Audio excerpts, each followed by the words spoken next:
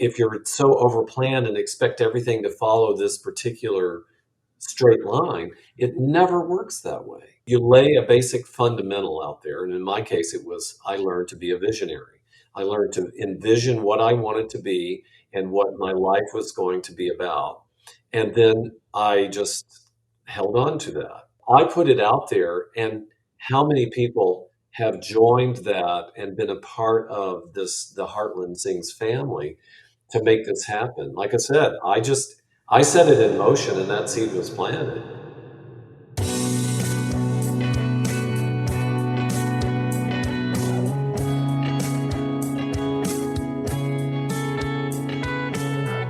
Empower You podcast is devoted to bringing real-world wisdom and encouragement to our listeners, fans, subscribers, and friends.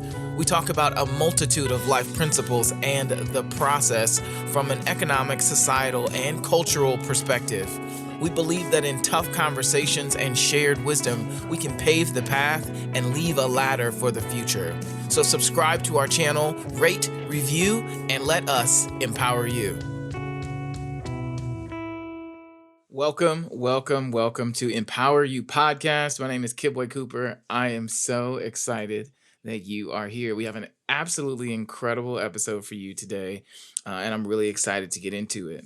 So I'm going to talk to you a little bit about what we're going to be covering, and then I'll introduce my guest and we will get it going. So one of the things we want to talk about, especially in this series, we've been covering some things as far as like some of the issues that men are facing in their own personal lives and the things that attack their development.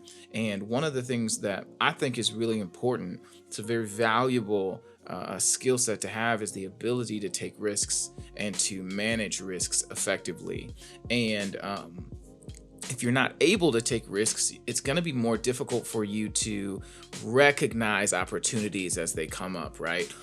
Because opportunities very seldom present themselves in pretty neat boxes. They start off as these rough ideas, right? That eventually become monumental breakthroughs. And so our guest is someone who I think you're really going to enjoy because he's done exactly that. So, allow me to introduce a very good friend of mine, a years-long mentorship that we've had. His name is Robert Nance. He is a composer. He is a business leader in the community of Fort Wayne. He is the founder of Heartland Sings, which is the only professional vocal company here in Fort Wayne. And he's just doing incredible things. And he's here to talk to us a little bit about taking risks and what that looks like and his own journey through that process. So allow me to bring him right on up. Hey, what's up? How are you? Kidway, that was a very nice intro. I really appreciate that. I'm great. Thank you. Taking a risk every time I get up in the morning. Absolutely.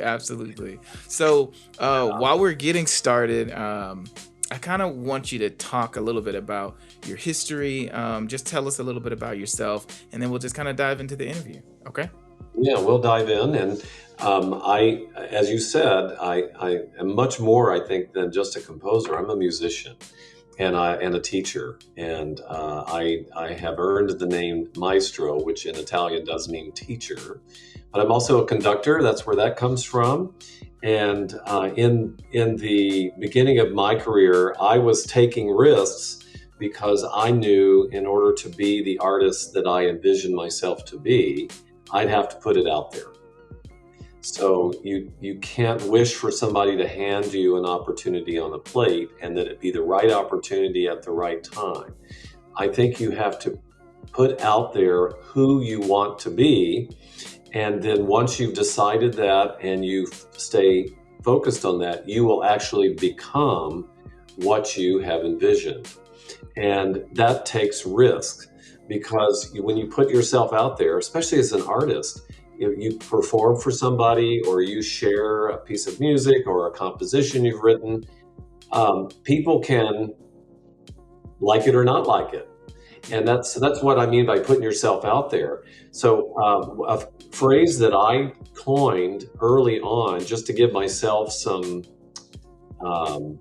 what's the word, inspiration, was to say a creative endeavor is a risky adventure. And anytime you create something, you're taking a risk to share who you are. And it's nothing you can kind of keep secret, right? Once you've created something, it's no longer yours. You've given it away, and people either like it or they don't like it. You know what I mean? Yeah, that's So, really good. right. And this is, well, I mean, I have to say, I'm going to turn the tables on you and interview you a little bit. When I first met you at St. Francis as a teacher, this is exactly what I was telling you then. Yeah. And you have taken that exact idea and turned it into a person who is empowering other people and telling them the same thing. Take a risk. What have you got to lose? You're going to learn something if you fail. And if you succeed, then we'll all be happy for you, right? So there is absolutely zero risk in taking a risk. That's great. Yeah, there's another. I'm going to coin that one, right? That's another saying. There's no risk in taking a risk. In fact, you have every opportunity to benefit from it, right? So taking the risk, there's no reason not to take the risk. So go do it. And so that's really what has, I think, marked my journey as a performing artist and an entrepreneur and an impresario. I don't know if you know what that word means, but it's like a producer to create shows which give me an opportunity to be a performer, but also take an opportunity to enrich others around me with some sort of program that I've envisioned to do. And that's really, I think, some of the foundational structure that got into starting Heartland Sings in the first place. So I think that's one of the things we wanted to talk about. How did we build $1 million arts institution in Fort Wayne from this little seed of an idea 25 years ago? Yeah, a risky idea at that, because there's no other organizations like you all at all. So you have this idea that is really rough, especially because the climate for it is so challenging, and you just dive in. And so I think that's really very interesting, the fact that, one, it takes a lot of self-confidence, and it takes a lot of bravery to stand on what you truly believe is the right thing to do, even if you have a lot of people around you who can't see it, right? I don't know how you're going to do that. I don't think that's going to work. Yeah, let's clarify one thing, though, Kidway. Bravery, yes. Self-confidence, not necessarily. You don't have to have all the self-confidence in the world to take a risk. In fact, if people who are super confident can actually get the opposite effect. You can turn off people by being arrogant or just so full of yourself that nobody really wants to do anything with you. You really have to go into it being very humble about this idea of being a creative being. I just don't think we would be responsible to whatever being created us in the first place to say that we somehow have all the answers. We don't. We have to do it together. And so when you take a risk, you're actually inviting others to support you. And so that's brave, because you're vulnerable then, right? Vulnerability is a huge, brave step for everybody. So sharing where your weaknesses are, what you can't do without their help, is not a sign of weakness. It's a sign of strength and like you said, bravery. That's absolutely what it is. Brave to be out there and to try something new. So again, when you take risks, you're being brave, but you're also helping to bring people on board to what you're trying to achieve, your vision. And I can tell you, there were a lot of hurdles at the very beginning. And this is what's going to happen. When you decide you're going to do something, you have to be brave and be somewhat self-assured that your vision is of value to somebody other than yourself. There's something to be said about that, but we'll come back to that. Yeah. You have to have a decent enough vision that's believable and actually will achieve some good, and then you stick to it. Because everybody that sees you do that are either going to say you can't do it or yay, let's do it. So don't don't take the no's and say thank you for your opinion. I appreciate it, and any insights you have, I'll accept it and receive it, because sometimes the no, there's a little kernel of truth in there that you need to own. Mm. And then those that are in the yes, that you also have to take that with a kernel of salt as well, because what they might be telling you is, oh yeah, let's just do it, but there may not be anything in it of substance that really will help you substantiate your vision. Yeah. So I think that you have to just be open to receiving whatever it is, and whether it feels good or not, it doesn't matter. You're taking it in, but holding on to your vision. So I remember when I proposed the idea of having a paid professional vocal ensemble in Fort Wayne that would be like the Philharmonic, which was at the time, the largest employer of full-time professional musicians. And everyone was like, why? I mean, they don't have an instrument. It wasn't like they could see the violin or the piano or the cello or the French horn or the trumpet. They couldn't see that extension to the body. So somehow a singer didn't have the same training or the same need for a job that, say, an instrumentalist did. So when I was thinking about this and envisioning having this necessity to have a professional vocal company in Fort Wayne, there was absolutely no stomach for it. Wow.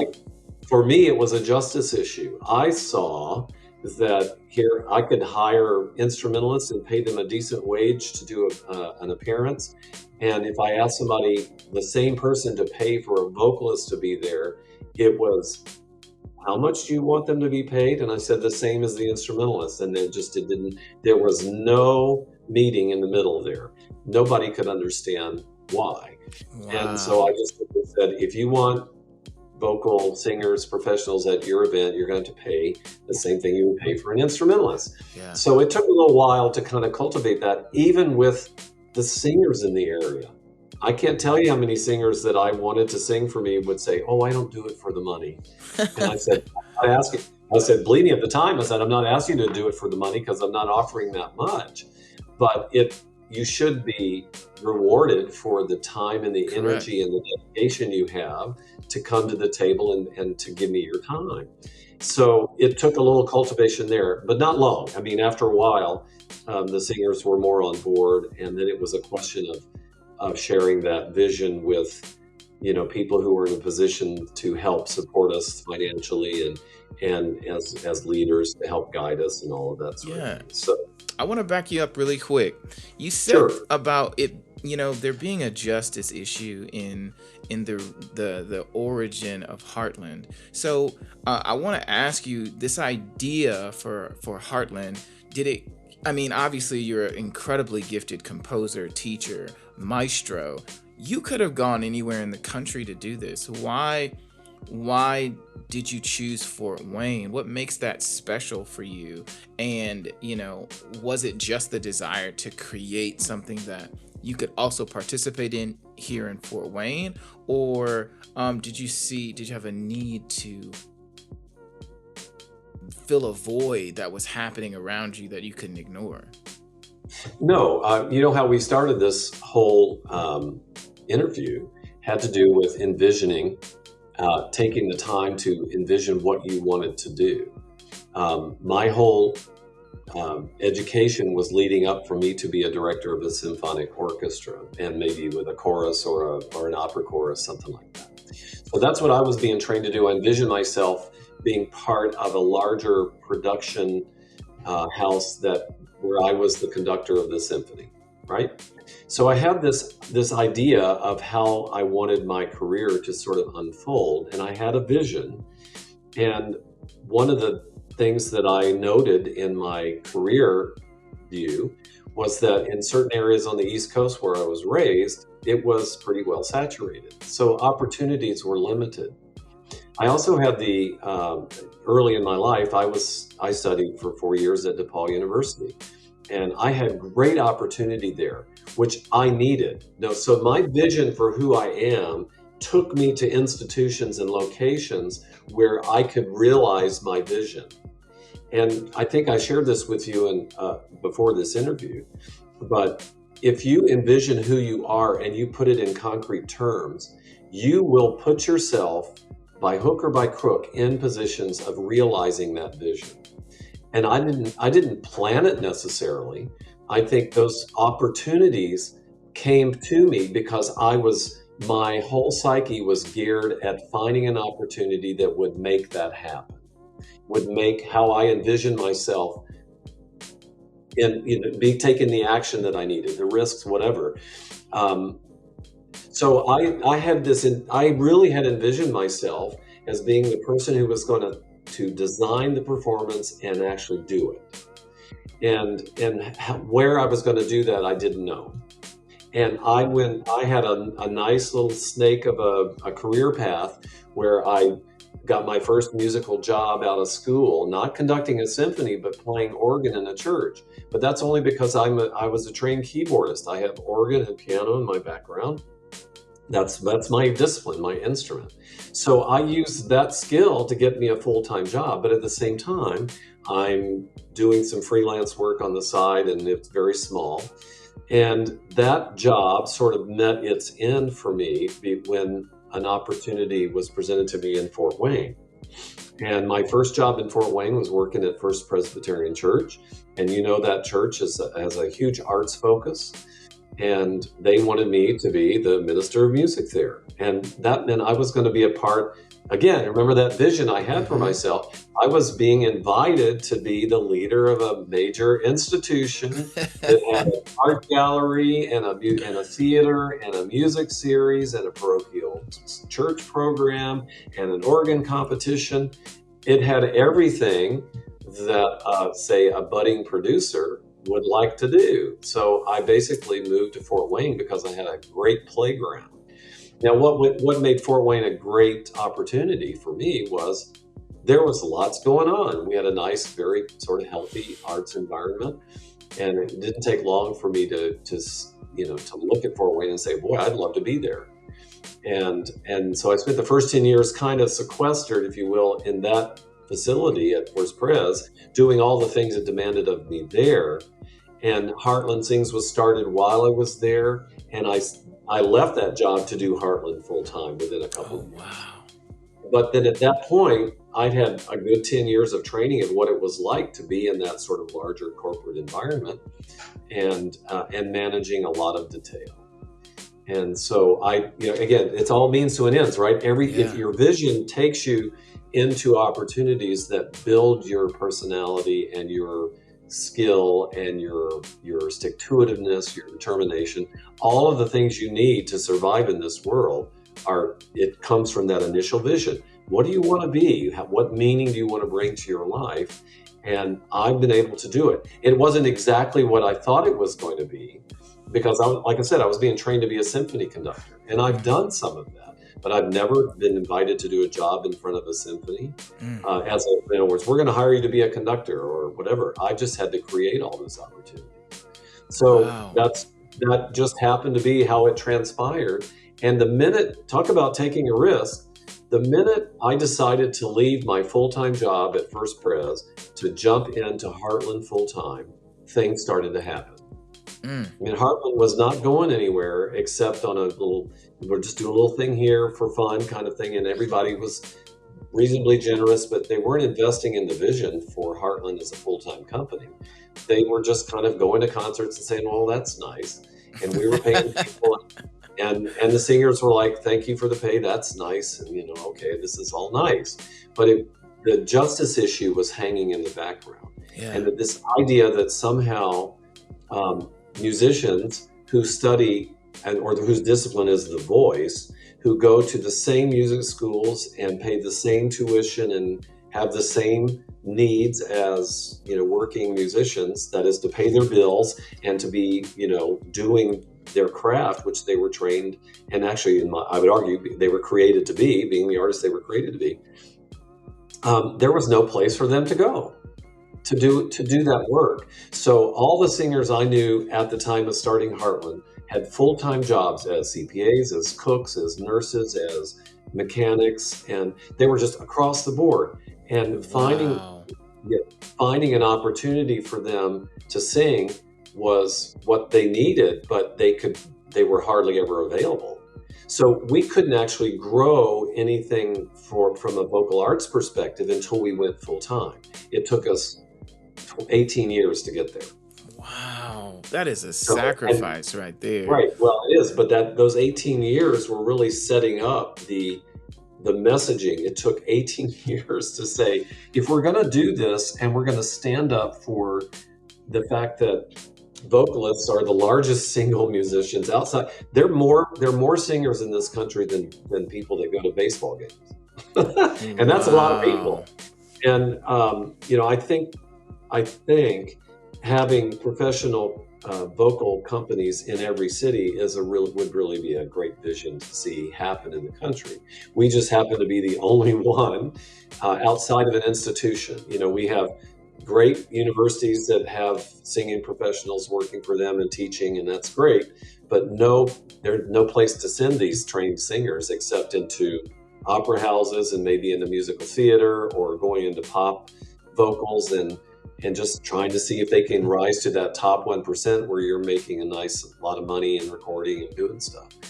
But they're all freelance, right? Yeah. Outside of university lifestyle, or careers, everybody is graduating with masters and doctorates in voice, only to try to knock on the door of institutions for jobs that are going away. I mean, Wow. higher institutions are cutting music departments, so I don't know where people are going to get jobs. But the thing is, the need for having professional voices in a vocal artists in a community, it hasn't gone away. It's just who's going to actually make it happen. Tell me a little bit about the community. You talked about that, about getting the actual vocalists to engage with the community because they had opportunities that they weren't having. And when you all went full time, you're able to create more of these opportunities. So who are you serving in the community?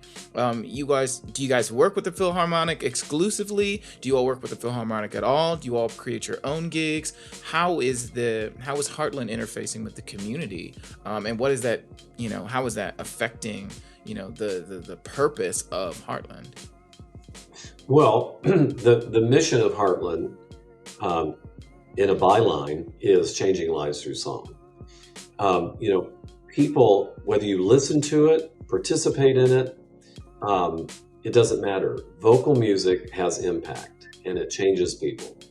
I think that's why 85 to 90% of our pop artists are singers. Yeah. And whether pop or classical, I mean, the things that really move people has something to do with that marriage of singing and text. And so my entire vision was really predicated on the notion that if we had that creative group of singers here working, and they didn't have to worry about where their next meal was coming from, and that they knew what they were doing, that this would have this huge give back in the community in terms of its cultural life, the impact on education and community. So we have over time developed three major focuses for our mission. One is entertainment and cultural impact. So the entertainment area, which is where we can make money. We can sell entertainment. That's what the entertainment field is all about. But the cultural arts have missed the mark for 50 years, ever since the nonprofit law came into being, where we were asking donors to kind of help pay the bills. So that's another subject. We'll do another interview on that. But the entertainment industry kept paying attention to what audiences wanted or needed, and they simply provided the art that people would buy. So they kept that industry alive by paying attention to what consumers wanted, and that's a number one business thing to think about in terms of income. But one of our pillars is entertainment, but also cultural entertainment, which does not always pay for itself. Sometimes you have to do the powerful works that you could not necessarily sell, or you have to have a composer write a new piece that has social impact. So we do have that as part of our mission, but by and large, this entertainment pillar is how we make money, through performance. The second pillar is education, and especially early education.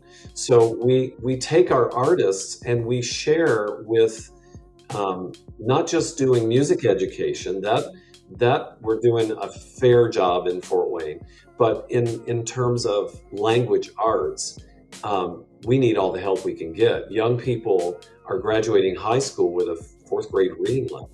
We need to get their language skills or language acquisitions embedded in them in first grade, kindergarten, first grade, second grade. So one of the programs that we introduced with the help of some of the artists we pulled in to do the work, because believe me, I did not do all this. I've just been the facilitator. We have lots of good people who have brought all this to bear. But what we've discovered was if we took music and language arts into the elementary schools, we could increase their understanding of the hierarchy of language fourfold in just one year or a semester even. So the program it's called LALA, Language Arts and Language Acquisition, and it's really it's teaching language arts through music, and so we use our artists to do that, and that has a huge impact. We've been in Southwick School for 3-4 years, maybe I think this is our 5th year, and in East Allen County, and we've really seen some great impact there. We also do workshops. We have a nice studio here where we're teaching lessons. But if we didn't have the full-time people here, the impact of the opportunity just wouldn't be there. We wouldn't have the teachers that are living here that can really help, enrich our culture. And then on the community front, I think of all of the programs that we have participated in on an annual basis, for which we receive no remuneration or virtually none, to impact the community. I think about things we've done for Martin Luther King every year since we've been in existence. We've partnered with the Jewish Federation and raised money to do a Yom HaShoah annual event. We've done Yom HaShoah concerts. We've done a pandemic concert. We did something for 9/11. We premiered the opera October Morning, which had to do with Matthew Shepard. We did that in partnership with the LGBTQ community here in Fort Wayne, and had a wonderful experience there with the poet who actually wrote the libretto for this particular work. And stuff like that. This is the social impact piece of what we're doing. So, but we couldn't do that if we didn't have these professionals here. Now you talk about what other partnerships within the arts community are we doing? I know we've done things with Fort Wayne Ballet. We do hire members from the Fort Wayne Philharmonic Players Association, and we have partnered many times with the Philharmonic early on in our years. But in recent years, we've basically been independent. Where if we wanted to do something with orchestra, we just hired the players we needed to do that and produce it ourselves. So in a sense, we can hire from those players that are in the community and in the region, but it's basically our orchestra at that point. Thank you so much for listening to Empower You Podcast. I just want to interrupt you for a second to tell you about a brand new podcast that's on the Creative Podcast Network. So the Guru Guide to Podcast is my latest project, and this podcast is dedicated strictly to the business podcasters, the CEOs who are looking to save more time on social media, the conscious business owners who understand that they can't get the same results out of their business if they're spending all of their time on social media, and that they need to be speaking to more of their ideal clients and build a community around their offer, around their services, around their expertise. If you are a business owner, a coach, a consultant, service provider who's looking to create a profitable business podcast that increases your revenue and decreases the amount of time you'll need to spend on social media, you need to click the link in the show notes and listen to the Guru Guide to Podcasting. I can't wait for you to check it out. I'll see you there. That's amazing. I think when you talk about nonprofits and some of their challenges and things like that, it doesn't seem like you all have some of the same issues, or maybe you guys have just figured something out. How are you all even as a nonprofit, able to have so much mobility and so much impact in the way that you are functioning? Let me say that I think Fort Wayne is really well served by the nonprofit community. We have some wonderful nonprofits. And one nonprofit, there are some things we share in terms of structure and sort of the legal guidelines, the taxing guidelines. But the way every nonprofit operates depends a lot on so many factors that you can't compare. It's like comparing apples to oranges. You can't Mm, do it.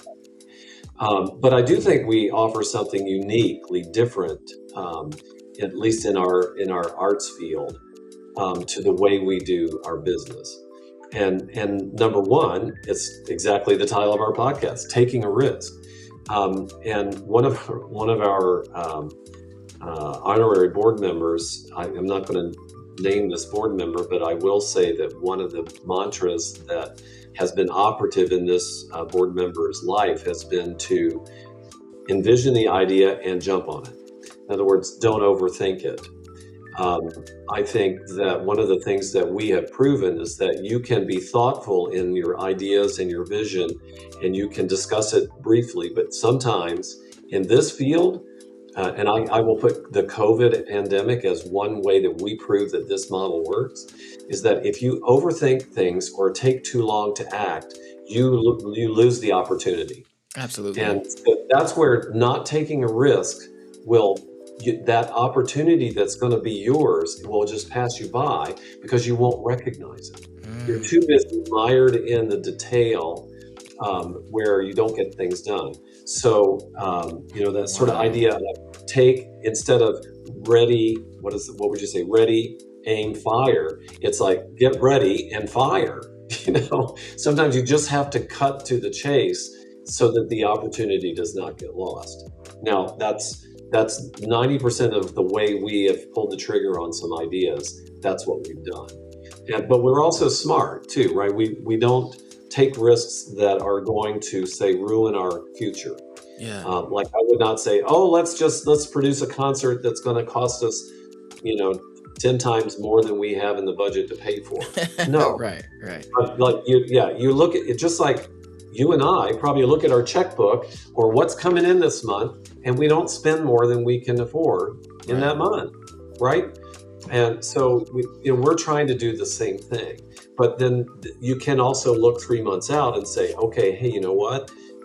This opportunity is now, and it's not in this month's budget, but maybe we can grab it from next month and go cheap the next month, but do Yeah. this thing now because it's important to do that. Yeah. So yeah, we're always adjusting every 3 months and measuring. We have good measuring opportunities with our strategic plan. There are ways, good tried and true business practices that help you act without being foolish, if that makes sense. Absolutely. Absolutely. So what So, yeah, no, go go ahead. ahead. Oh, I was gonna Well, say, what's been one of the most gratifying parts of this? Because for some people who are listening to this, you sound like one of the very few who's able to take on this amount of stress, this amount of risk, this amount of adversity, but continue to forge ahead. For people who can't see themselves doing that, but maybe who need to, can you share with us some of the most gratifying parts of taking the right risks? Of going ahead and following through on your vision. What's been some of the most gratifying parts of founding Heartland Sings, and even in your life as the founder, right? Because these organizations take on a life of their own, but you're still the guy. What's one of the most gratifying parts about that? gratification is a double-edged sword. Um, it is gratifying to look at what has been created, and what's driving me today is I want it to still be here when I'm gone. And I'm telling the leadership that I'm cultivating and working with today, these fabulous artists that are working for us now, I want this is yours. So when you think about it, if you're a parent or if you're planning to be a parent, you know what it's like to have a child. And the minute that child comes into this world, it's about breaking away. They're going to be their own person in short order. And believe me, they'll tell you. And so I'm at this point in my life, I feel like I have a 25-year-old child. And that child is telling me what they want to do. And I'm trying to be as supportive as possible to make sure that they have what they need to safely realize what they want to become. And so it's the fundamentals of what's the legacy, right? So, but let me get back to the gratitude subject before I forget about that. Gratitude is a double-edged sword, because if you're only doing it to get some sort of gratitude for, thank you, Bob, for doing this, then you're in the wrong frame of mind. I don't do this for what I feel like I'm going to personally get out of it, although I do get a lot of personal satisfaction knowing that I have served this community well, and I have served the task at hand well, and that when my time is done, I can say I did that. And I don't need anything from anybody, because the creation of it was the thing, right? Nobody can take that away from me. That's right. But nobody can, I don't need thanks for it. I did it because it was the right thing to do. And so what drives me now is to continue advocating for, the full-time musician. We talked about this, didn't we? We talked about what's really the most driving force is what could happen if this idea that I'm talking about now actually were to take hold all across the country in communities that really value the creative class, right? What would happen? So, that's what's driving me. It's not that I'm getting any kind of kudos for this, although, people like you that I love hanging out with, because you always tell me how wonderful I am. And that's nice, but it really isn't about me. There's a reason Heartland Sings does not have my name on it permanently, right? It isn't the Robert Nance Singers. It's Heartland Sings, and it just happens to be right now that Heartland Sings as a company entrusts me to be their leader. And in a few years' time, I will be an emeritus, and I won't be that leader anymore. But I still want the company to succeed, right? So I think that if you jump into something, if you're doing it for the right reasons, then you will be better for it in the long run. So the most gratifying thing is that I see artists are actually working, and that they're able to, in other words, this is their full-time job. Now, not all of our artists are full-time, but we have roughly 13 employees right now, and that are full-time, and then maybe another 20 are part-time, 20 to 24 part-time. And those part-time are contracted artists. We contract them for the shows that we need them for. Now, would I love to have them all full-time? Yeah, but we're still building on that. Yeah. But I'm one of the things that has been the biggest challenge, and I think it's a challenge for all nonprofits, is how do you get people to give you the capital you need to grow what you need to grow. So this is where you and I at one point talked about how much money does the arts actually generate in our state. And the state's Bureau of Labor and Statistics say that we're churning an $8.5 billion economy in the state of Indiana. That's a lot of money. That's incredible. Okay. Right. And the artists, and by the way, artists are very loosely constructed in the Bureau of Labor Statistics, to where they're people like me, but they're also like television personalities, and so the range of salaries is a little skewed in my view. But the amount of money that's actually spent to make that $8.5 billion churn is about $1 billion. So I translate that to be like 20 cents on the dollar or something like that. So I just had this vision when we were talking the other day. I said, what if we turn the tables on that? What if we invested $4 billion and just started with the artists? Let's pay artists first and see what happens. And if paying artists poverty wages can get an $8 billion industry going, what kind of output would happen if you actually doubled their salary which is not a lot, right? Poverty wage in Fort Wayne is right around 23,000, right?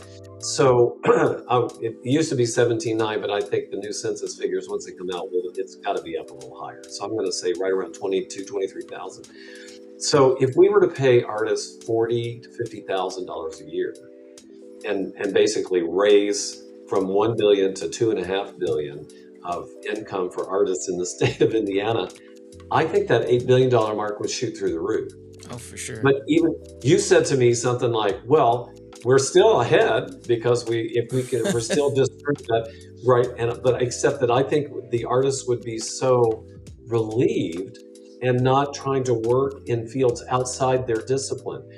Think about it. Right now in Fort Wayne, according to I know these statistics are 10 years old, but again, we're waiting for new statistics to come out. But when I did this study first, that of the performers in Fort Wayne, or the artists in Fort Wayne, this is artists, not just musicians, who claim to be full-time artists in Fort Wayne, 90% of them were living at the poverty line. Wow. So if that is true, which I trust the statistics to a degree, if that's true, then we are building a wonderful, rich environment in Fort Wayne on the backs of the artists, because everybody says, oh, we love Fort Wayne because the arts are so vibrant and so wonderful. Well, yeah, who's getting the money? Who's being paid to make that wonderful environment? And I'll give you a historical study. In the Philippines, artists there were the poorest of the poor. And in fact, when the conquistadors settled the Philippines, now I'm being very quick with the story because there's a lot more detail in that, but when the Spanish were there to conquer the land, what they did for the poor was, if you wanted to get the scraps of food from my wealthy estate, you had to play a bandura, or which is basically like a guitar, a small mandolin. And that's how people fed themselves. They became musicians. To this date, and I have got this story from Yo-Yo Ma's brother-in-law, Michael Dada, who was from the Philippines, who said that when he said he wanted to be a musician, you would have thought his parents were going to die, because they wanted to be in very wonderful professions, not musicians, because musicians were like dirt, because that was the history of that community. So the musical history of the Philippines post the conquistadors or the Spanish was to basically take impoverished people and give them musical instruments and say, if you want to get food or money from me, you're going to have to entertain me. It was like a form of servitude that was less than admirable in terms of bringing music. I mean, the only reason people learned to play music is because they knew they could get fed. Well, I can tell you that if we turn the tables and provide what people need so they can be who they were created to be, then that sort of changes the way you think about it. And truly, that's one of the things that started Heartland for me. So we're coming full circle to the justice issue. Yeah. I felt like if we could pay singers a living wage, and like I said, it took us 18 years to get there to where we actually had our first full-time team. If we could pay them a living wage, their output would be far greater than anything I could do on a subcontractor basis over time. Wow. And so if we took the risk to try it, right? Because I can tell you there were good people that advised us to take the first pot that we raised for this full-time model and to parse it out just by hiring part-timers, and just do a little here and a little here and a little here and hold on to the principle. Don't spend it. And I said, no. I said that I'm treating this like a startup company. So no startup company needs to be told by an investor that you can't spend the money that you have in the bank. I mean, if you have a good business model, you need to have a 3 to 5 year plan, and to capitalize the company, you spend a lot of money up front, and then you begin to earn money, and that reduces your need for the investment, and then you can begin to pay your investors back. So that very simple structure is just basic, right? And that's the model. That's how we built it. So in 6 years, we've built $1 million company. Wow. Now we still need donors. We still are earning income, and we're still producing shows, and we're still spending money. and we're not quite off. Well, I don't know that we'll ever get off the dole, but we have built that infusion of capital 6 years ago, have created an entirely different institution that I started 25 years ago, and it's gonna, now we're poised to do the same thing again. So if we go from basically a 60 to like a $90,000 budget 6 years ago to $1 million budget that we're going to hit in the next year and a half, that's pretty meteoric rise, right? Yeah. But it only happens because we're taking that risk, that we realize that if we start with some fundamentals, which is the justice of, like, let's pay people well, and Yeah. let's try to let the community know. And it starts in the community too. That's one of the things that I want to be about as I get closer to my age of retirement, which is a ways off, but not that far off, not compared to the rest of my life, right? But as I'm looking ahead, I want to remind people that if they really value the arts, they would not shy away from budgeting every month $100 to go to one concert. Yeah. Because I kid you not, I bet if you go to a Philharmonic concert, that if you looked at the budget for that concert, which we should pay for, it Yeah. would probably cost everybody going there $125 a ticket. And I think that's okay. And I say that right now when things look pretty bad and bleak economically for us. I think overall, if we think about how many times we might go to the Memorial Coliseum to catch a touring artist that we just really want to see, and we're willing to spend $300 to get a ticket on the floor so we can be in front of the stage. It's not unfathomable for us to say maybe 6 times a year we can spend $1,000 of our money to support the local culture, right? Yeah. There needs to be a paradigm shift. I hope that happens, but it isn't going to happen because we don't talk about it. And so I like to talk, as you will know. No, I think this is so incredible. I just think it's a lot, because what I want people to understand, especially, as it pertains to our topic of taking risks, you said it really well earlier that, there's no risk in taking a risk.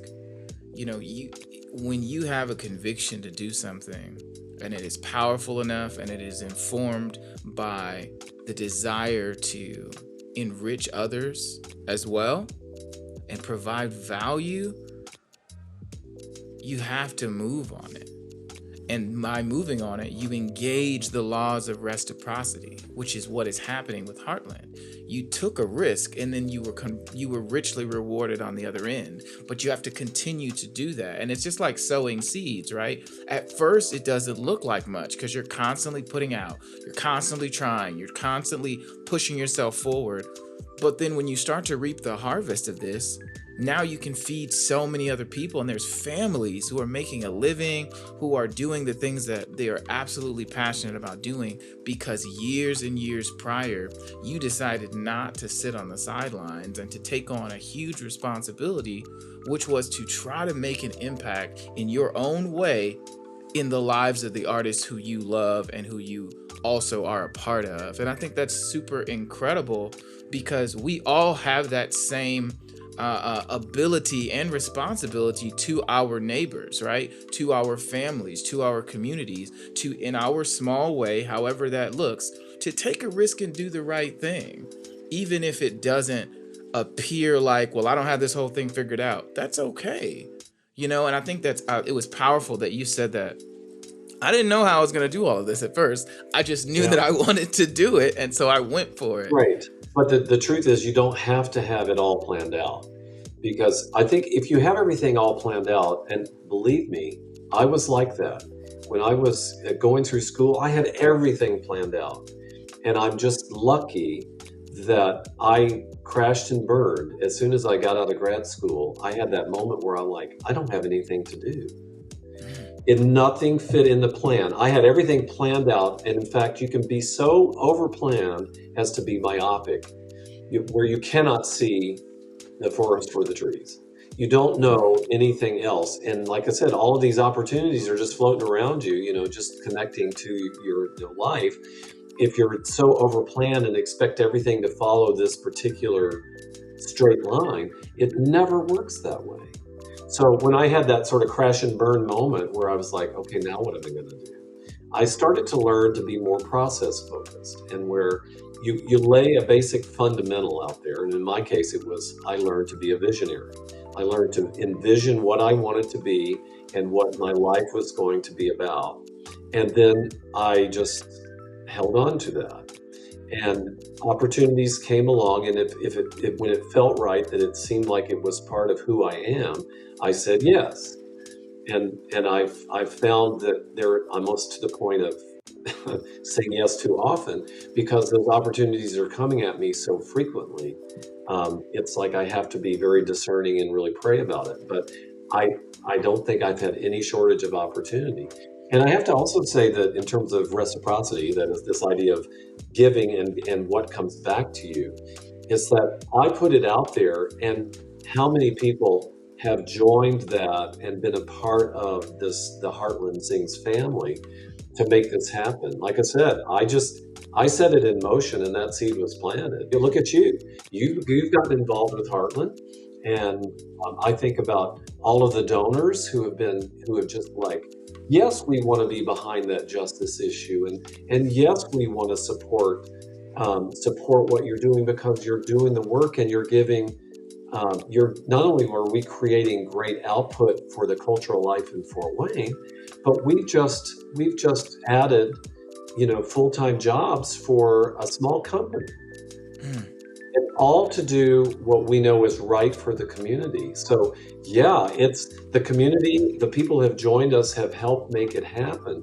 But the output, it's like that model about the how much money we spend on the artists and what would the output be, as opposed to let's just let the artists fend for themselves and make the money that they can make, and let them just churn all this wonderful industry, and bring $8 billion to Indiana, or seven billion less what they had to make, right? So we bring that much to Indiana. But if we actually did it the other way and said, we're going to pay the artists, and we're going to make it possible for them to do what they were created to do, and that the output would be just like that. It's like, if you give, more comes to you in return, more than you ever need, right? It's kind of the law of giving. absolutely. So but see, that's the thing. I don't think we start with that. Is that really our motivation? Are we, as nonprofits, looking at the bottom line? Well, those concerts didn't make a lot of money. Well, okay, we can work on that. But are we really talking about, we want to make sure that every concert is a sellout and we're making lots of money from concerts? Because as we know, ticket prices are low because people they haven't made that connection to how their ticket actually makes the artist's livelihood possible, which in turn gives us all the culture we want in our community, right? Right. So you can't get culture through an iPod. You can't get culture through a podcast. You can get great ideas and things like that, but culture is when we're come together as a community, and we and I sit and listen to you sing in the studio, or I go to a Fryman concert and listen to the string quartets, and I'm with them, or I perform with people. It's that human interaction. That's culture. That's when we share, and when we go to a bar and we hear some jazz artist singing, or playing the piano or whatever. That's culture. And if we want that to exist, it just doesn't happen because passionate people move to town and decide, well, I have to make enough money to feed myself today.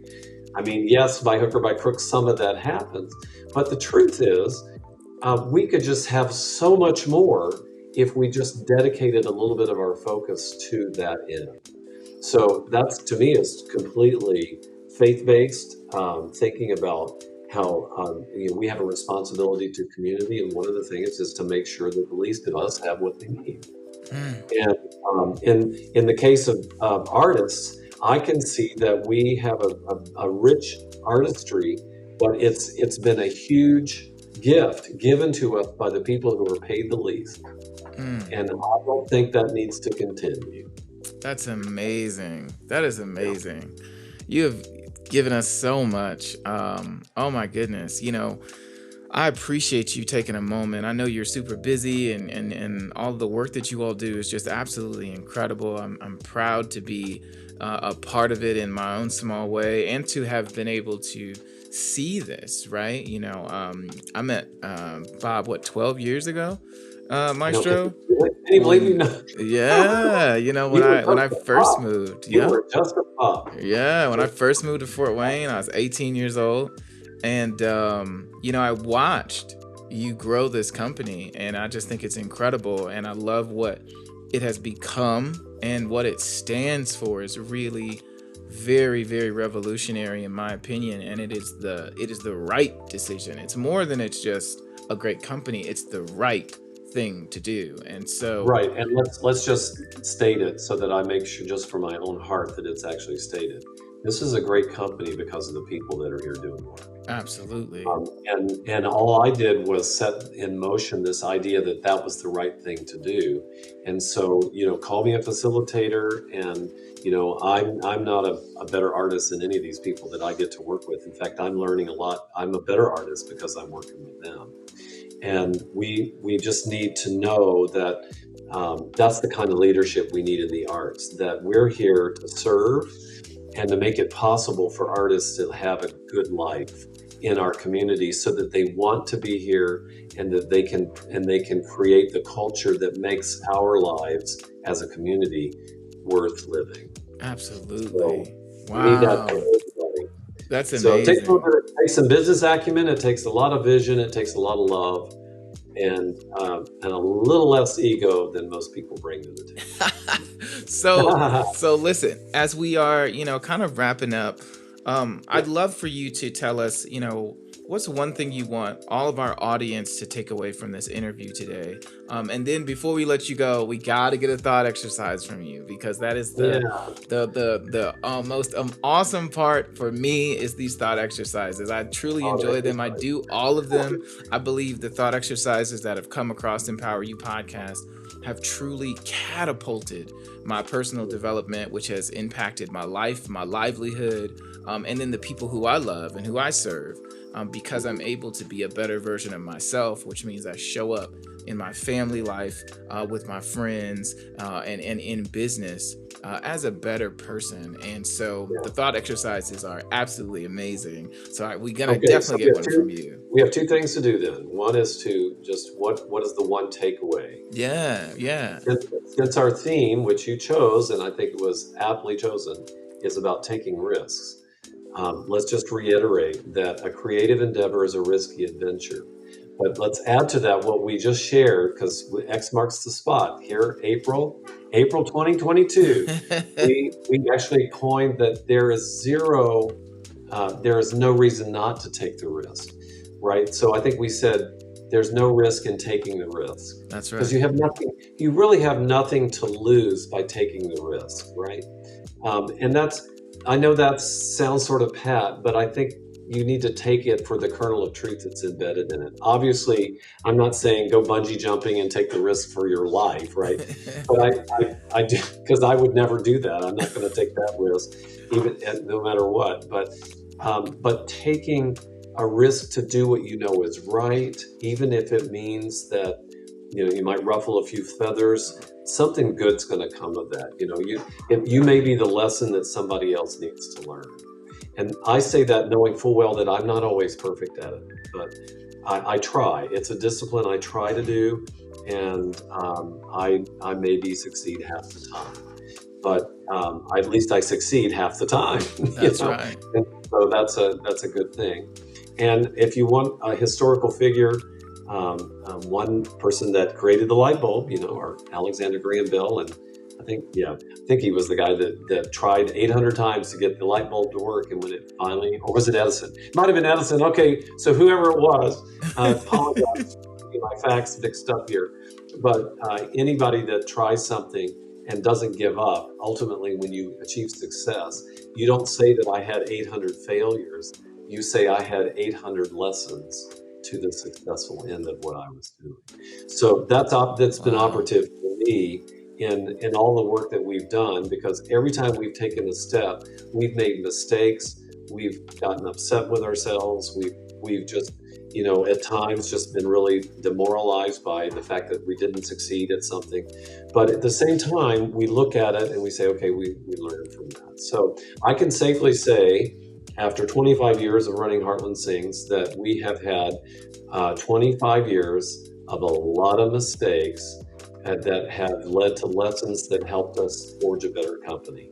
And we're right in the middle of learning some new lessons with our Art V and the idea of being on the road and taking our work on the road and getting into neighborhoods and meeting people who would never, ever grace a concert hall.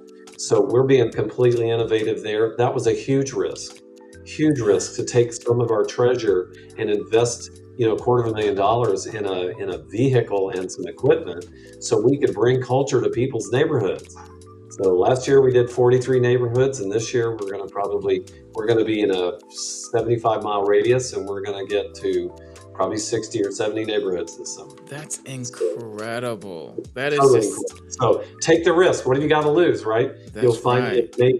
you might lead to the next great innovation. That's Okay, so now the amazing. thought exercise. Teacher that I am, I love stuff like this. So I'm so proud of you for having that.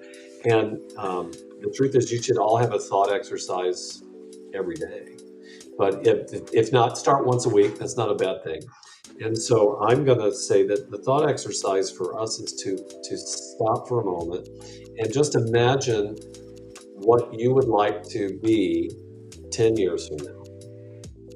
And when you do that, you have to state it in a way that's concrete. So for me, being a visionary this is what we hope to become, or what I hope to become. Being a visionary is to say, I am. This is who I am.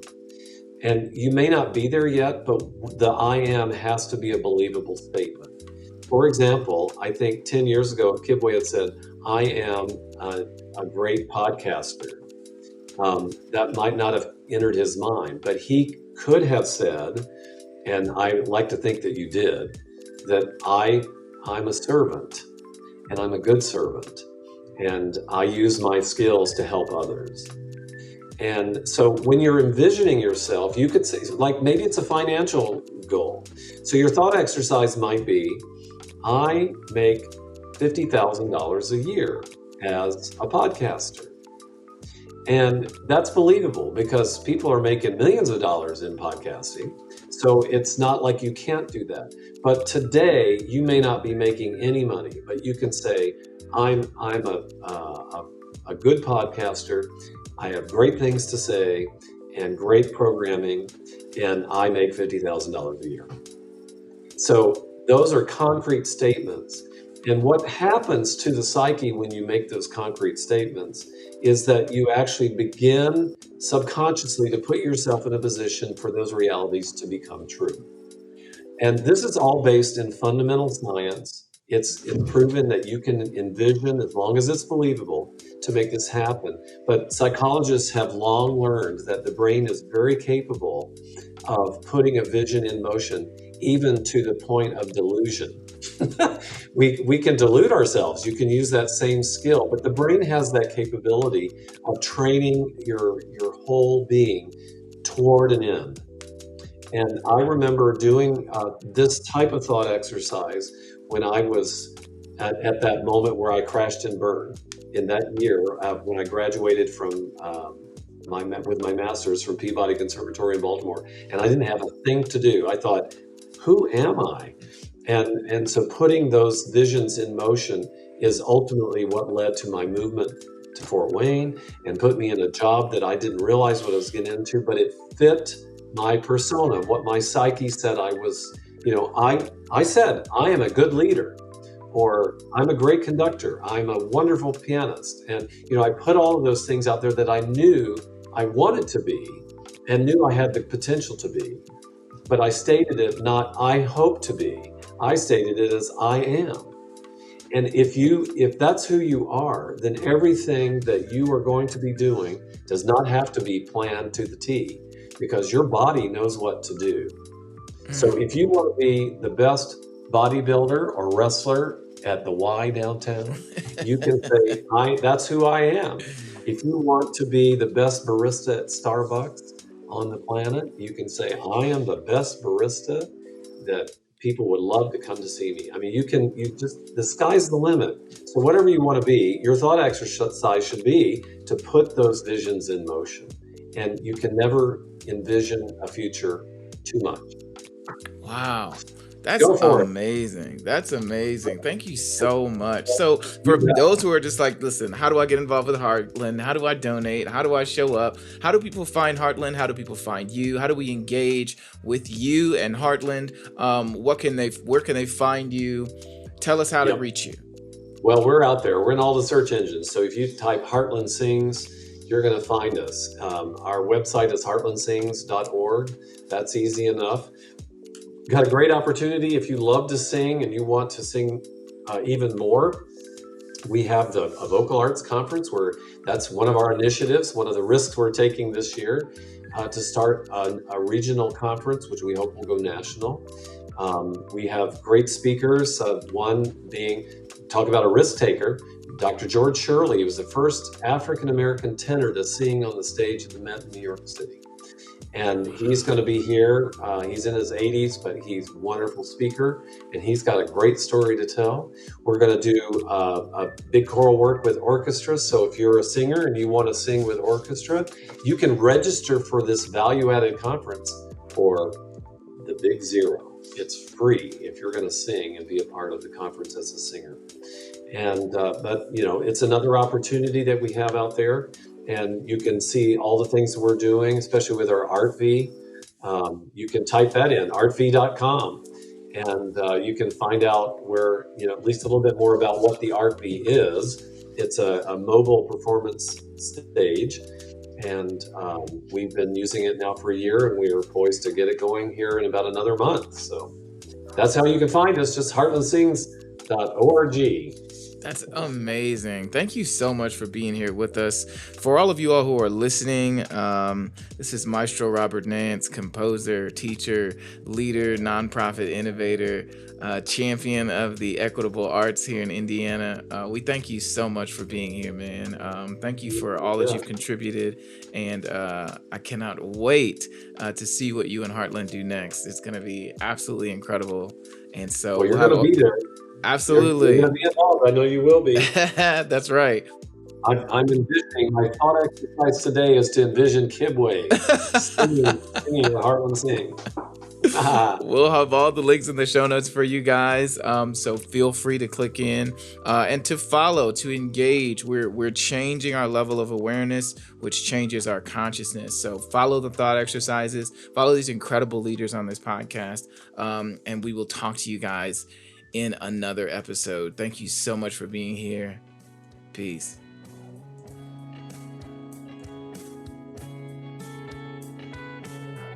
Thanks for listening to Empower You Podcast. Don't forget to rate and review this episode because we would love to hear your takeaways from this discussion. And it helps us reach more listeners just like you. If you'd like daily audio video clips from the podcast, you can find Empower You Podcast on Facebook, Instagram, and YouTube. Thanks for listening. I'll talk to you soon.